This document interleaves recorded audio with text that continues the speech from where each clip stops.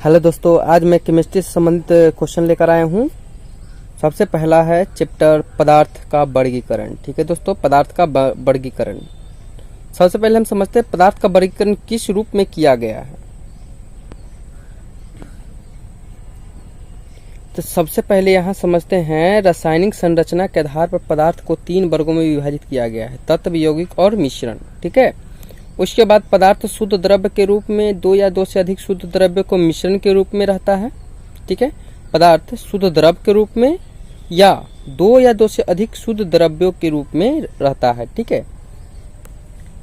उसके बाद यहाँ नीचे दिखाई दे रहा है आपको पदार्थ को 2 भागों में बांटा गया है। एक में है शुद्ध पदार्थ और दूसरा में है अशुद्ध पदार्थ। ठीक है। यहाँ पर आपको दिखाई दे रहा होगा ये शुद्ध पदार्थ है और ये जो है सो अशुद्ध पदार्थ है। ठीक है। अशुद्ध पदार्थ को कितने भागों में बांटा गया है? तो शुद्ध पदार्थ को 2 भागों में, तत्व और यौगिक, और अशुद्ध पदार्थ को समांग और विषमांग में बांटा गया है। समांग और विषमांग में बांटा गया है। ठीक है। जैसे में देखिए, शुद्ध पदार्थ किसे कहते हैं? जिसमें एक ही प्रकार के तत्व हो, लेकिन एक निश्चित अनुपात में हो। ठीक हो, एक ही प्रकार के तत्व हो, एक निश्चित अनुपात में उसे तत्व कहते हैं। तत्व की सबसे सूक्ष्म इकाई जो होती है क्या कहलाती है? परमाणु कहलाती है। और यौगिक, जैसे हम बात करते हैं तत्व की, तो तत्व पदार्थ का वो एक शुद्ध और सरलतम द्रव्य है जो किसी भौतिक या रासायनिक विधि द्वारा 2 या 2 से अधिक सरल द्रव्यों में विभाजित नहीं किया जा सकता है। मतलब क्या है? किसी भी खंड, मतलब ऐसा छोटा से छोटा रूप होता है जिसको खंड या टुकड़ा नहीं किया जा सकता है। ठीक है। जैसे hydrogen, oxygen, nitrogen, phosphorus, sulphur, तांबा, सोना, चांदी, प्लेटिनियम इत्यादि सभी तत्व हैं। ठीक है। उसके बाद हम बात करते हैं तत्व की विशेषता क्या है। तो तत्व एक ही प्रकार के परमाणुओं से बना होता है। अगर वह ऑक्सीजन है तो केवल उसमें ऑक्सीजन ही मिला रहेगा। अगर हाइड्रोजन है तो हाइड्रोजन ही मिला रहेगा, अन्य कोई तत्व नहीं रहेगा, जैसे कार्बन ऑक्सीजन नहीं रहेगा। ठीक है। उसके बाद हम बात करते हैं अन्य तत्वों के गुण से भिन्न किसी तत्व के कुछ विशिष्ट गुण होते हैं। जैसे हाइड्रोजन एक तत्व है क्योंकि यह किसी भी भौतिक या रासायनिक विधि द्वारा 2 या अधिक सरल द्रव्यों में विभाजित नहीं किया जा सकता है। यह सिर्फ हाइड्रोजन परमाणुओं का बना होता है जिनकी परमाणु संख्या 1 होती है। जल एक तत्व नहीं है क्योंकि जल में विद्युत धारा प्रवाहित करने पर जल विभाजित होकर 2 सरल तत्व हाइड्रोजन और ऑक्सीजन बनता है। ठीक है। उसी प्रकार अगर हम आगे बात करते हैं तो साधारण नमक NaCl भी तत्व नहीं है क्योंकि यह सोडियम और क्लोरीन 2 भिन्न भिन्न गुण वाले सरल तत्वों से बना होता है। हम पहले ही बता चुके हैं तत्व एक ऐसा पदार्थ होता है जो एक ही प्रकार के परमाणुओं से मिलकर बना होता है। ठीक है। अब तक 111 तत्व का आविष्कार हो चुका है। किताब के अनुसार इनमें से 92 जो है प्राकृतिक में पाए जाते हैं, बाकी जो है संश्लेषित किया गया है। उसके बाद तत्वों का वर्गीकरण करते हैं। तो तत्वों का वर्गीकरण जो है 2 वर्गों में वर्गीकृत किया गया है। पहला धातु और दूसरा अधातु। ठीक है। इसका एक तीसरा श्रेणी भी है जिसको उपधातु कहते हैं। क्या कहते हैं? उपधातु कहते हैं। उपधातुओं की संख्या 7 होती है और उपधातुओं का गुण धातु और अधातु के गुण से मध्यवर्ती होते हैं। कहने का मतलब है कि धातु का भी गुण है, अधातु का भी गुण है, या उसे हम ऐसे भी कह सकते हैं, न धातु के रूप में उपयोग कर सकते हैं, न अधातु के रूप में उपयोग कर सकते हैं। अब हम बात करते हैं धातु के। तो धातु किसे कहते हैं? तो धातु के गुण जैसे उसके बारे में समझ लीजिए। धातु में विशेष प्रकार की चमक पाई जाती है, जैसे सोना, चांदी, ये सब जो हुआ उसमें एक विशेष प्रकार की चमक पाई जाती है। ये उष्मा और विद्युत का सुचालक होता है। जैसे लोहा को एक छोर को गर्म करते हैं तो दूसरा छोर भी गर्म हो जाता है। ठोस अवस्था में आघातवर्धनीय और तन्य होती है। जैसे सोना को कितनों भी पीटिएगा वह टूटेगा नहीं, एकदम पतला से पतला रूप में परिवर्तित हो जाएगा। अधिकांश धातु एक कमरे के ताप पर ठोस अवस्था में रहता है, सिर्फ पारा को छोड़कर। ठीक है। क्योंकि पारा जो है एक अपवाद है और पारा जो है द्रव रूप में रहता है कमरे के तापमान पर। उसके बाद हम बात करते हैं सोडियम, पोटेशियम, जस्ता, सोना, चांदी, लोहा, एल्युमिनियम आदि धातु के उदाहरण हैं। अधातु का गुण क्या है? तो अधातु में कोई विशेष प्रकार की चमक नहीं पाई जाती, जैसे कोयला। लेकिन कोयला का अपरूप हीरा, उसमें चमक पाई जाती है। आयोडीन अपवाद में है, अधातु है, अपवाद में है, इसमें विशेष प्रकार की चमक पाई जाती है।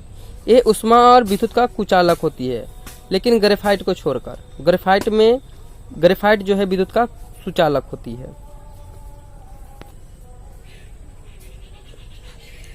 अब हम बात करते हैं यौगिक की। पहचान है, ये जो है गैस रूप में पाई जाती है, किंतु कुछ अधातुएं जो है ठोस रूप में पाई जाती है, कुछ जो है द्रव रूप में भी पाई जाती है। जैसे में कि अधातु में हो जाएगा ब्रोमीन। ब्रोमीन एक ऐसी अधातु है जो द्रव रूप में पाई जाती है कमरे के तापमान पर।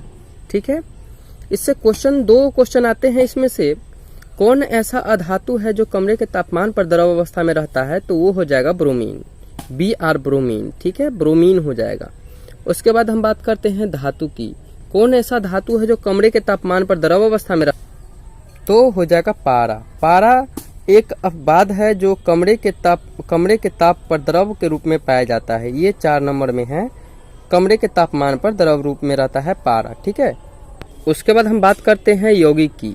तो यौगिक के किसे कहते हैं, क्या होता है? तो यौगिक वह शुद्ध पदार्थ होता है जो 2 या 2 से अधिक तत्वों को भार के विचार से एक निश्चित अनुपात में रासायनिक अभिक्रिया के द्वारा बनता है, रासायनिक अभिक्रिया के फलस्वरूप बनता है या द्वारा बनता है। ठीक है, जैसे हाइड्रोजन हो गया, हाइड्रोजन H2O, जिसका अनुपात हाइड्रोजन और ऑक्सीजन का अनुपात होता है 1:8 होता है। ठीक है, 1:8 होता है। जैसे अगर हम यौगिक की बात करते हैं तो यौगिक के प्रमुख गुण निम्नलिखित है। जैसे कि 1 नंबर में दिखाई दे रहा है,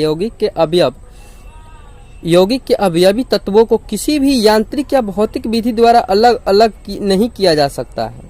यौगिक के अवयवी तत्वों को किसी भी यांत्रिक या भौतिक विधि द्वारा अलग अलग नहीं किया जा सकता है।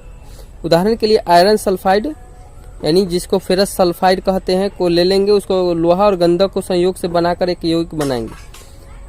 यदि फेरस सल्फाइड के एक नमूने के निकट एक चुंबक लाया जाए तो फेरस सल्फाइड उपस्थित लोहा चुंबक की ओर आकर्षित नहीं होता है। इसका कारण यह है कि फेरस सल्फाइड में लोहा अपना विशिष्ट गुण नहीं रखता है। इसी प्रकार गंधक अपने विशिष्ट गुण के कारण कार्बन डाइऑक्साइड में घुल जाता है, किंतु फेरस सल्फाइड में कार्बन डाइऑक्साइड मिलाने पर फेरस सल्फाइड में उपस्थित गंधक कार्बन सल्फाइड में नहीं घुलती है, क्योंकि फेरस सल्फाइड में गंधक का अपना विशिष्ट गुण कायम नहीं रखता है।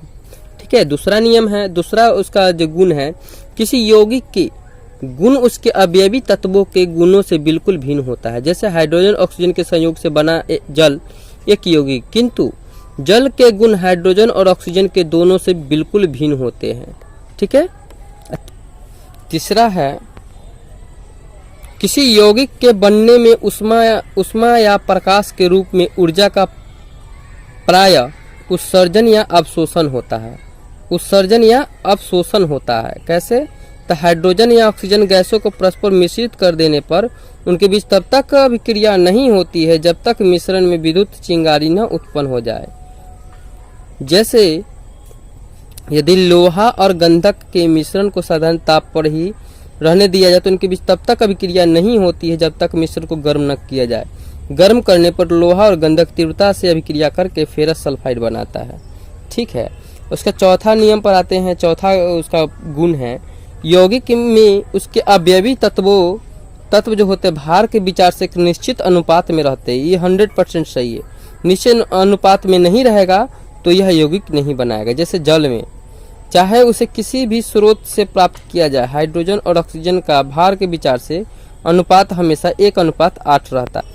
उसके बाद अगर हम बात करते हैं कार्बन और ऑक्सीजन के संयोग से बने यौगिक कार्बन डाइऑक्साइड की, तो उसमें जो है भार के विचार से कार्बन और ऑक्सीजन का अनुपात 3:8 होता है।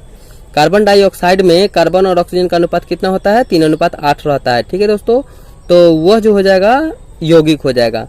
ठीक है, अब पांचवा गुण क्या है? यौगिक के द्रवनांक और क्वथनांक निश्चित होते हैं। जैसे बर्फ यौगिक है, इसको जो है 0 डिग्री पर पिघलता है और जल हमेशा 100 डिग्री पर उबलता है। जल एक यौगिक है।